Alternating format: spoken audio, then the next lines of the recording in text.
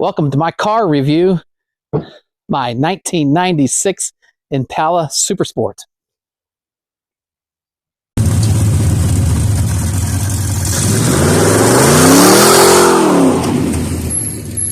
I've owned this car for about 20 years.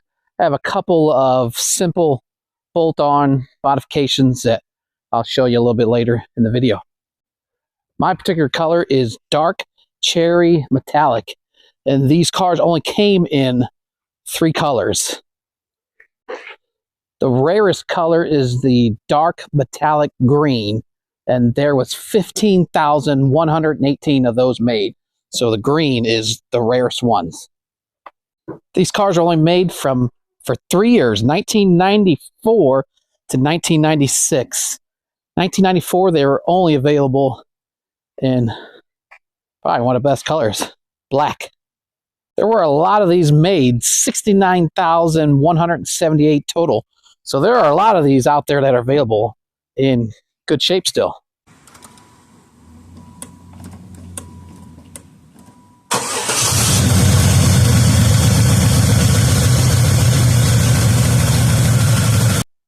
The engine in this car is the 5.7 liter LT1 pushrod V8.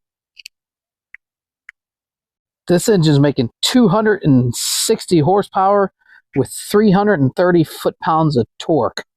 The Corvette was all aluminum with aluminum heads, making 300 horsepower. This is iron block with iron heads. It's mated with the 4-speed automatic with the famous 4L60E rear-wheel drive with 308 highway gears, positive rear end. I've got a full-size spare tire. The trunk, there's a way you can tell if it's a real Super Sport or not, just a Caprice. And it will have on the trunk WX3.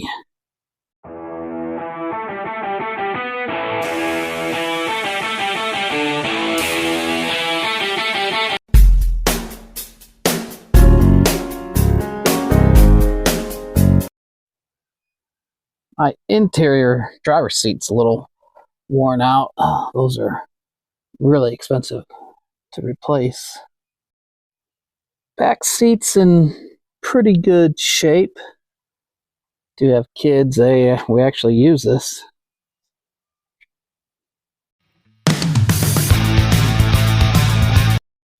A full-size spare and a huge trunk. Lots of trunk space.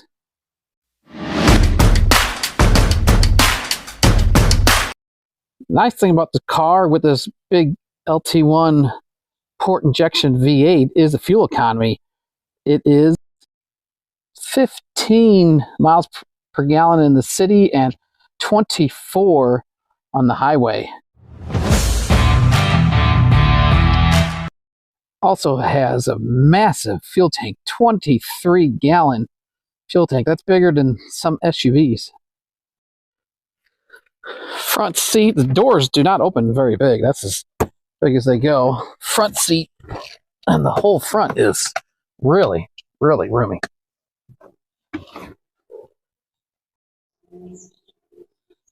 Back seat actually does not have a lot of room. I'm 5'8", 200 pounds, and there's room for me, but if you use a little bit bigger or taller, it'd be a little tight back here. Good for kids. Funny story with this car. There's not this particular one, but there's a video on YouTube. Somebody steals one of these. It's a black one. And he's running from the police on the highway. You can go look it up. And there's a helicopter chasing him. And the car is outrunning the helicopter. And the helicopter pilot is saying, "I'm full speed, full throttle, and he's pulling away from me." These cars were a huge hit. I was in high school when they first came out. I remember in high school, the DARE department, the police department, brought one of these to school that they confiscated, and they had it all marked up, and I thought it was the coolest thing. So I said, as soon as I get a good job and can afford one, I'm going to buy one.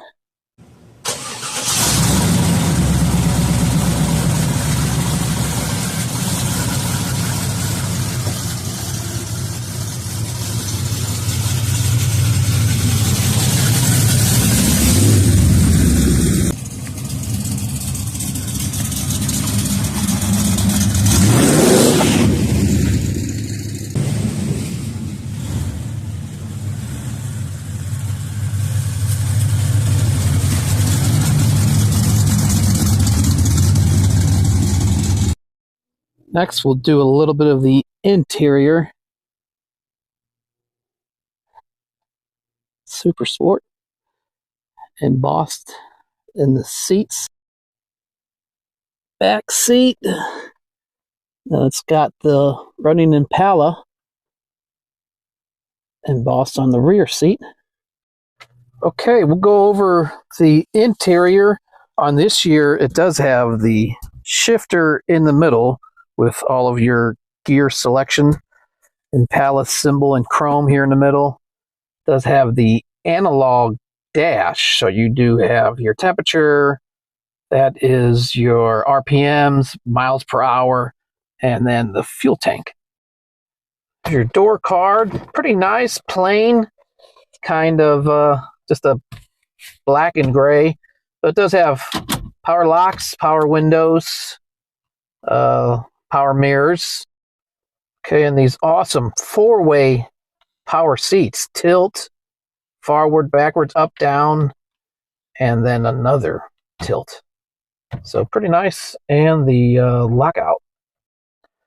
Okay, you can see the interior is really roomy. In the front, it's got your basic. This is really cool. I really like how it says Impala SS on the dash here. Climate control, stereo, just basic stuff. Glove box, got a bunch of junk in there, and the trunk button. It's pretty nice. All right, let's start this up and go for a ride.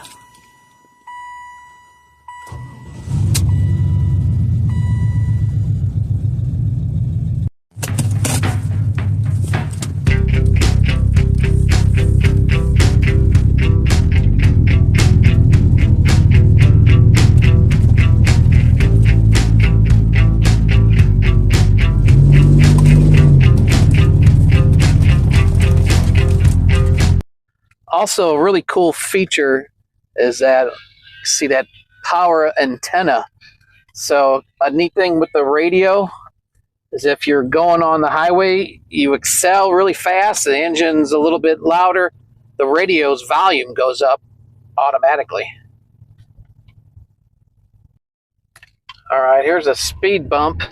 It's actually a really nice, smooth ride. Tires are really, really wide, but it's very comfortable, plenty of power. Another thing, a complaint kind of, is the inside is kind of plain. These were used for police cars and taxi cabs, but I think it's kind of fun compared to a modern car with all of those buttons and electronics. This is almost in that era of an old classic, but modern, reliable fuel injection. It starts up every time. Plenty of power. It runs strong. All right, I'm going to do a little acceleration pull. Now we're just kind of cruising.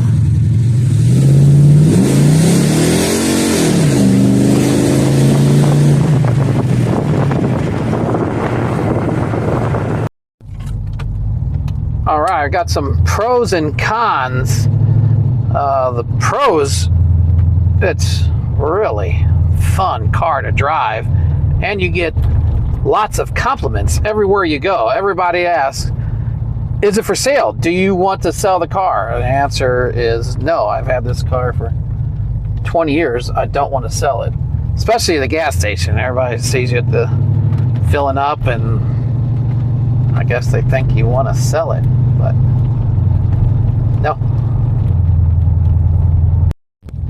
There's a Cybertruck, kind of opposite of this car.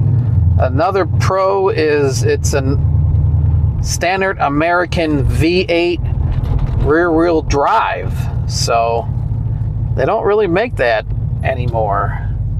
And America probably makes some of the best full-size rear-wheel drive V8s. We're not really good at front-wheel drive, small, sideway engine cars.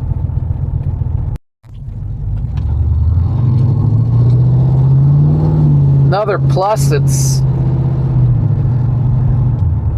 has true dual exhausts. I've had long tube headers on here. I'll kind of explain those a little bit more later on. It's got a great exhaust sound all the way to the back. I have Borla mufflers, and I've got the square Corvette exhaust tips.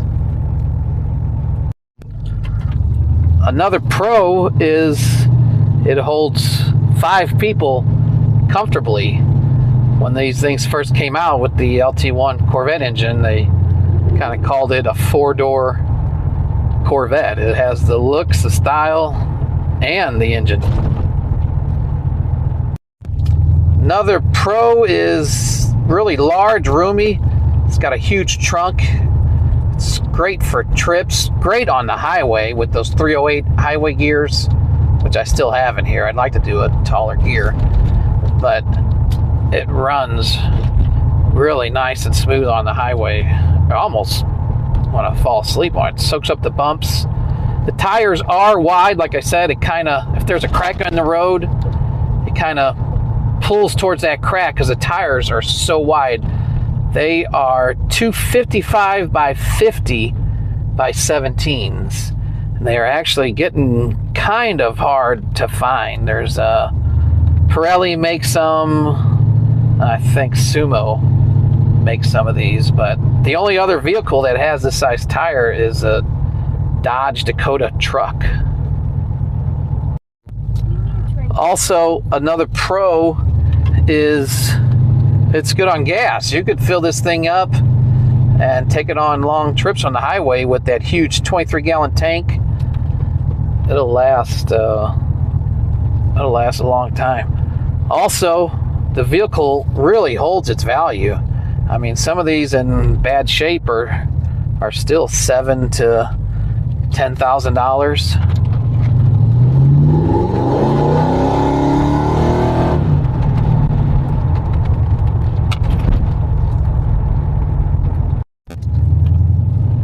Also, it has great styling. This is one of the first years where the bumpers match. They're painted to match the rest of the car. So they're all one color, and it kind of has that really cool, sinister look.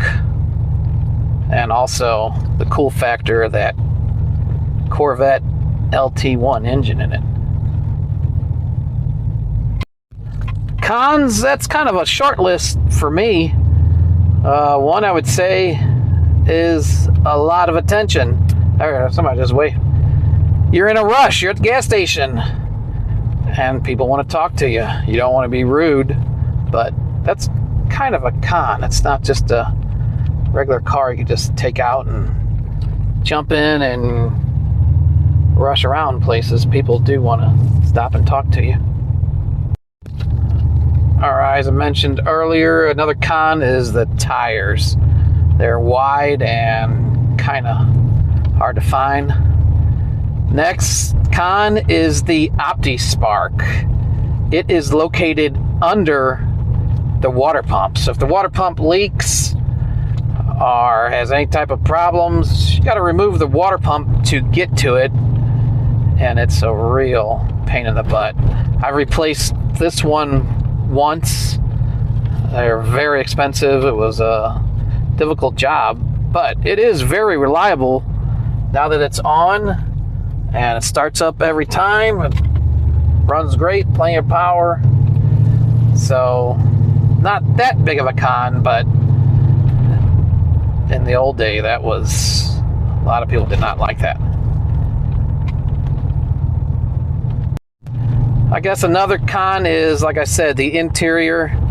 It's kind of plain and a lot of plastic, but I kind of like it because it's so roomy. But there's just pretty much steering wheel, climate controls, and a radio. There's really not much else. So compared to a modern car, I guess you could call that a con. And then the last thing of con, I guess stock, this car kind of considered a four-door muscle car, and it had mufflers and the resonators in back. So from the factory, it was very, very quiet. So if you really want that muscle sound, you do gotta do a couple modifications, but it's all there. I did keep the original LT1. Just have a list of bolt-ons. It runs really strong.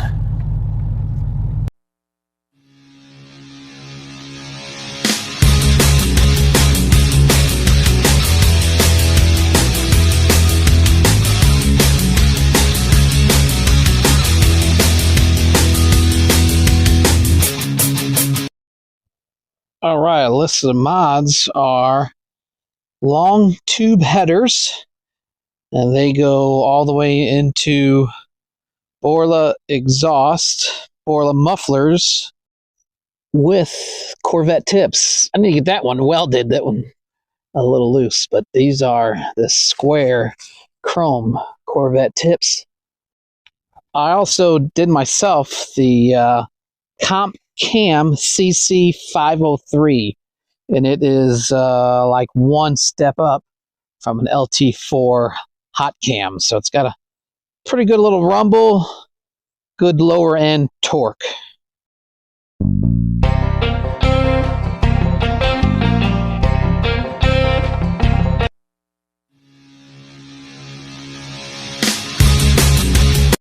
The prongs are on here far. The fuel rail covers. I did have to trim this out a little bit and then cut a hole in there for the fuel lines. That is different from the Corvette. But the tabs where these click onto are the same. Also, I have aluminum roller rockers, 1-in-6 roller rockers, and cold air intake. Cold air intake, also PCM tune. So the computer is right there, and I'll show you my dyno results.